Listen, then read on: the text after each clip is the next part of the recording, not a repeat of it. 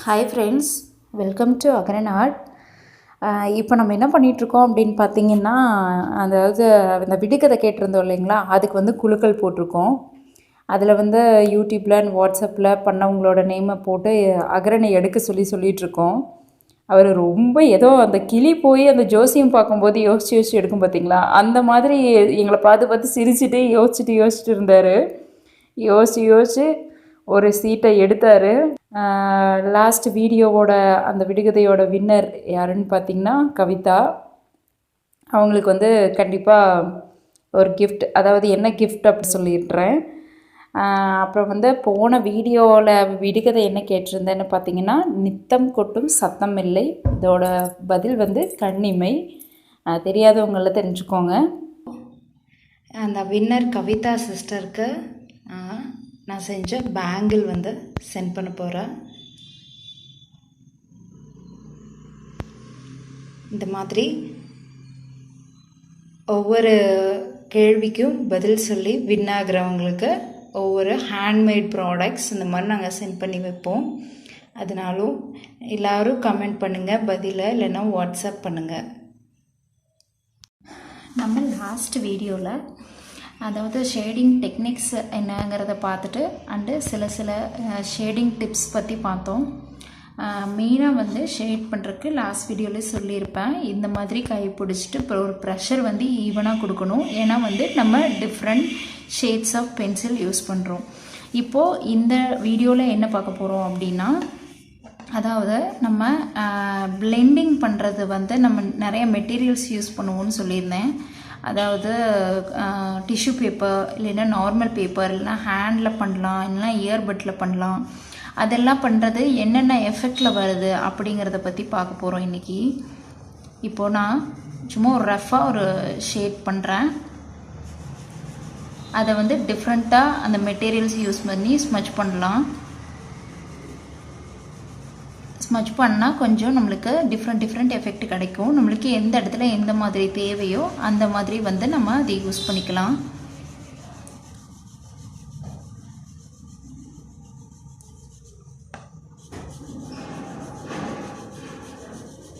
நம்ம ஒரு ஈவனான ஷேட் கொடுத்து ஒரு பருன்னு வர்ற மாதிரி எஃபெக்ட் வரணும். நீங்கள் பார்த்தீங்கன்னா தெரியும், இங்கே வந்து அந்த ஷேடிங்கோட அந்த கோடு வர்ற மாதிரி இருக்கவே இருக்காது. அப்படி இல்லாமல் இருந்துச்சுனாவே உங்களுக்கு ஷேடிங் அண்ட் பிளெண்டிங் வந்து உங்களுக்கு ஈஸியாக இருக்கும். இப்போ நான் ஈவனாக ஷேட் பண்ணிவிட்டு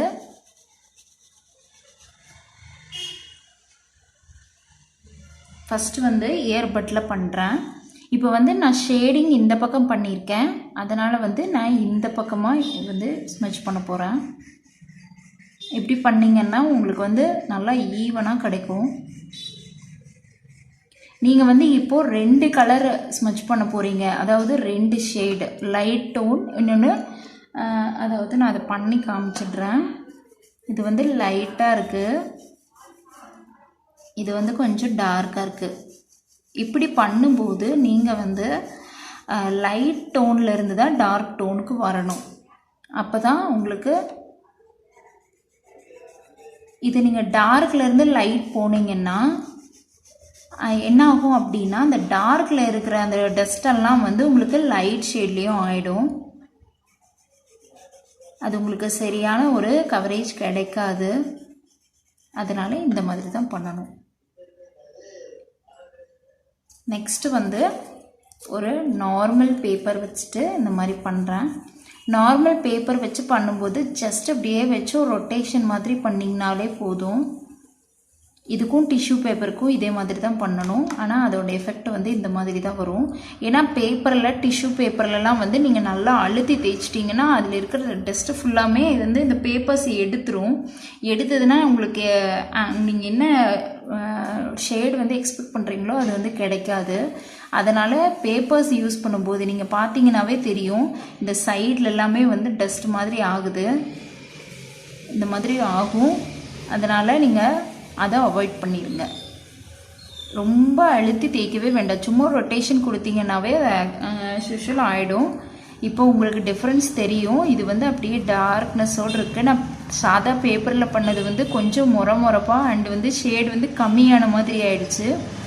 இது பார்த்திங்கன்னா நல்லா டிஷ்யூ பேப்பரில் ஸ்மஜ் ஆகிடும். ஆனால் வந்து கொஞ்சம் அழுத்தி தேய்ச்சோன்னா இங்கே சுற்றி இருக்கிற இடத்துலலாம் வந்து கொஞ்சம் அழுக்கான மாதிரி ஆகிடும். நெக்ஸ்ட்டு வந்து பேப்பர் ஸ்டம்ப்பு. பேப்பர் ஸ்டம்ப்லேயும் நீங்கள் இப்படி பண்ணிங்கன்னா உங்களுக்கு இயர்பட் மாதிரியே ஓரளவுக்கு கிடைக்கும், நீட்டாக இருக்கும். பேப்பர் ஸ்டம்ப் நான் மோஸ்ட் ஆஃப் எல்லா போர்ட்ரேட் ட்ராயிங்லேயும் இதை யூஸ் பண்ணுறேன். ரொம்ப சூப்பராக இருக்கும். அப்படியே ஆசிட்டி ஷேட் நம்மளுக்கு அந்த டஸ்ட்டு எடுக்காமல் கிடைக்கும். நீங்கள் பார்த்தீங்கன்னா தெரியும், இந்த பேப்பர் ஸ்டம்பில் வந்து இந்த டஸ்ட்டு ஆயிருக்கும். இப்போது இது வந்து நான் என்ன பண்ணுவேன் அப்படின்னா, ஃபஸ்ட்டு டார்க்கான இடத்துலலாம் இப்போ வந்து அதையும் நான் சொல்லிடுறேன். இங்கே டார்க்கான பிளேஸில் இப்போ ஒரு ஐஸ் நான் பண்ணுறேன் அப்படின்னா அதோட கண்வெளி வந்து டார்க்காக இருக்கும். அதாவது உள்ளே இருக்கிற பால் வந்து டார்க்காக இருக்கும் இல்லைங்களா. அண்டு வந்து கண்ணுக்கு மேலெல்லாம் வந்து நம்மளுக்கு லைட்னஸ்ஸாக இருக்கும். இப்போ நான் அதுக்கு நான் என்ன பண்ணுவேன்னா, இந்த டார்க்கான இடத்துல இந்த மாதிரி இப்படி ஸ்மச் பண்ணிவிட்டு இந்த லைட்டான இடத்துல இந்த டஸ்ட்டவே வச்சு நான் அப்படியே ஷேட் பண்ணிடுவேன். உங்களுக்கு வந்து இந்த நெக்ஸ்ட் டைம் பண்ணுறதுக்கு இந்த பேப்பர் ஸ்டம்ப்லேயும் டஸ்ட் இல்லாமல் ஆகிடும். அது கலர் அப்படி தான் ஆகிடும். ஆனால் வந்து நீங்கள் இது பண்ணிங்கன்னா வராது. அதனால் நீங்கள் இந்த மாதிரி பண்ணிவிட்டு கையோடு அதை கிளியர் பண்ணிட்டீங்கன்னா உங்களுக்கு நெக்ஸ்ட் டைம் பண்ணும்போது பேப்பர் ஸ்டம்பில் அஃபெக்ட் ஆகாமல் வரும். இந்த மாதிரி நான் ஐஸு அந்த மாதிரி சில விஷயம்லாம் பண்ணும்போது நான் போர்ட்ரேட் ட்ராயிங் பண்ணும்போது உங்களுக்கு காமிக்கிறேன். அப்படி பண்ணும்போது இந்த மாதிரி யூஸ் பண்ணிக்கிட்டிங்கன்னா உங்களுக்கு ரொம்பவுமே ஈஸியாக இருக்கும். நெக்ஸ்ட்டு வந்து என்ன அப்படின்னா, இந்த மாதிரி ஹேண்டில் ஷேட் பண்ணுறது. மெயினாக இது வந்து லாஸ்ட் ஆப்ஷனாக தான் வச்சுக்கோங்க. எந்த மெட்டீரியலும் உங்களுக்கு இது இல்லை அப்படின்னா மட்டும் நீங்கள் இது இந்த மாதிரி யூஸ் பண்ணிக்கலாம். இல்லாட்டி வந்து இந்த மாதிரி கையில் ஆகிடும். நீங்கள் கையில் ஆக வச்சுட்டு இந்த மாதிரி வேறு எங்காவது பேப்பரில் ட்ராயிங் பண்ணுற பேப்பரில் வச்சிங்க அப்படின்னா நல்லா அழுக்கான மாதிரி ஆகிடும். அதனால் மோஸ்ட் ஆஃப் கை எங்கேயுமே யூஸ் பண்ணாதீங்க. இப்போது ஒரு இடத்துல மேலே ஷேட் பண்ணுறீங்க, கீழே வந்து ட்ராயிங்ஸ் இருக்குது அப்படின்னா வந்து அதுக்கு மேலே ஏதாவது டிஷ்யூ பேப்பர் இல்லைன்னா ஒரு பேப்பர் பிளெயின் பேப்பர் மாதிரி வச்சுட்டு இந்த மாதிரி கைக்கு கீழே வச்சுக்கோங்க. இல்லைன்னா அடியால் ஷேடிங் எல்லாம் இதில் பட்டுச்சுன்னா பேப்பர் ஃபுல்லாக உங்களுக்கு அஃபெக்ட் ஆயிரும். கண்டிப்பாக இந்த ஷேடிங் அதாவது இந்த மெட்டீரியல்ஸ் எல்லாம் வச்சு யூஸ் பண்ணி பாருங்கள். அண்டு வந்து இந்த சின்ன சின்ன டிப்ஸ் வந்து நான் அப்பப்போ சொல்கிறத நோட் பண்ணி வச்சு கண்டிப்பாக ஃபாலோ பண்ணுங்கள். உங்களுக்கு அழகான ட்ராயிங் வந்து அச்சீவ் ஆகும். இப்போ வந்து ஒரு சின்னதாக ஒரு டெமோ,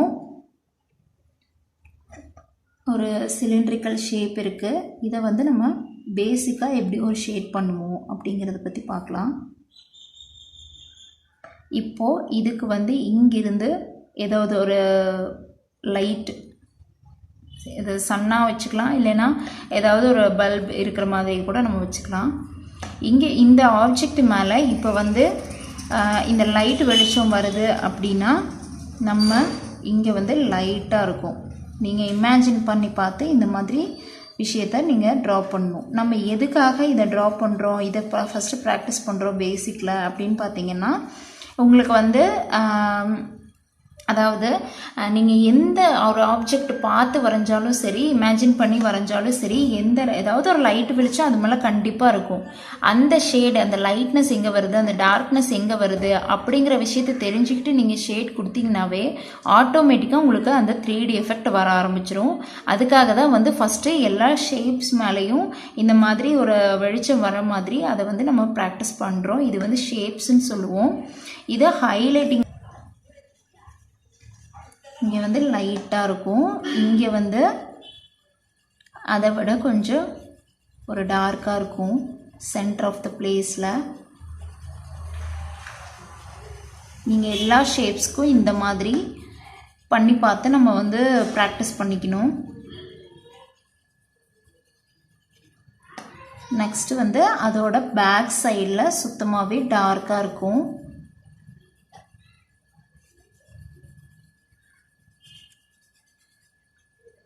இப்போ வந்து லைட் ஷேட்லேருந்து டார்க் ஷேடுக்கு நம்ம வந்து ஸ்மஜ் பண்ணிக்கிட்டே வரணும்.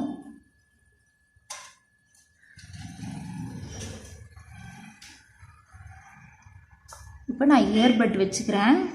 இங்கே வந்து லைட் ஷேடுக்கு அப்படியே ஸ்மச் பண்ணுறேன். இது வந்து நம்ம தனித்தனியாக ஷேட் பண்ணுறதுனால 3 ஆப்ஜெக்ட் மாதிரி நம்மளுக்கு டிவைட் ஆகிடக்கூடாது. ஒவ்வொரு ஸ்மட்ஜிங்கும், அதாவது எல்லா ஷேடுமே வந்து மிங்கிளாக இருக்கிற மாதிரி இருக்கணும்.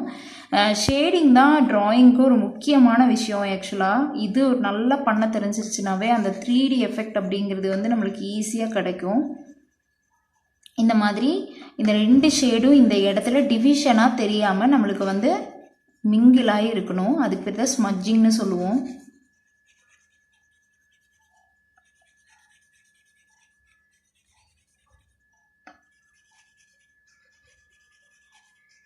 சின்ன சின்ன நுணுக்கமான விஷயங்களை புரிஞ்சுக்கிட்டோம்னா நம்மளுக்கு வந்து ட்ராயிங் ஈஸி தான்.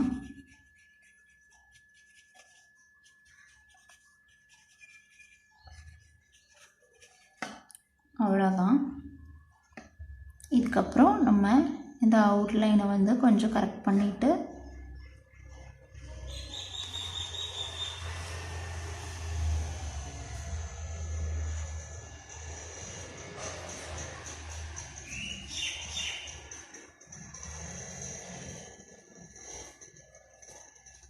அவ்வளோதான்.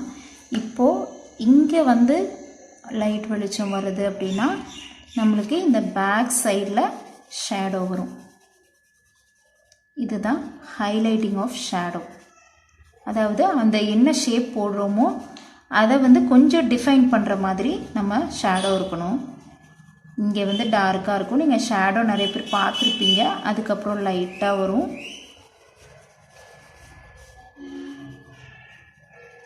அதுக்கப்புறம் அப்படியே ரொம்ப லைட்டாகும். அப்படியே ஷேடோ மறையிற மாதிரி ஆகிடும்.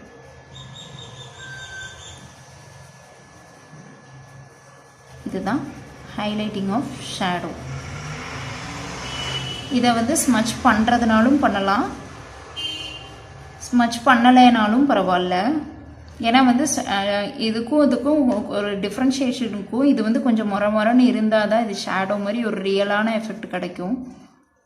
லைட்டாக பண்ணுறதுனாலும் பண்ணலாம். ஓகே, இது வரைக்கும் ப்ராக்டிஸ் பண்ணி பாருங்கள். இந்த விஷயத்தெல்லாம் உங்கள் கிட்ஸ்க்கும் ட்ராயிங்கில் இன்ட்ரெஸ்டாக இருந்தாங்கன்னா இதை பார்த்து ஃபாலோ பண்ணி கண்டிப்பாக சொல்லிக் கொடுங்க.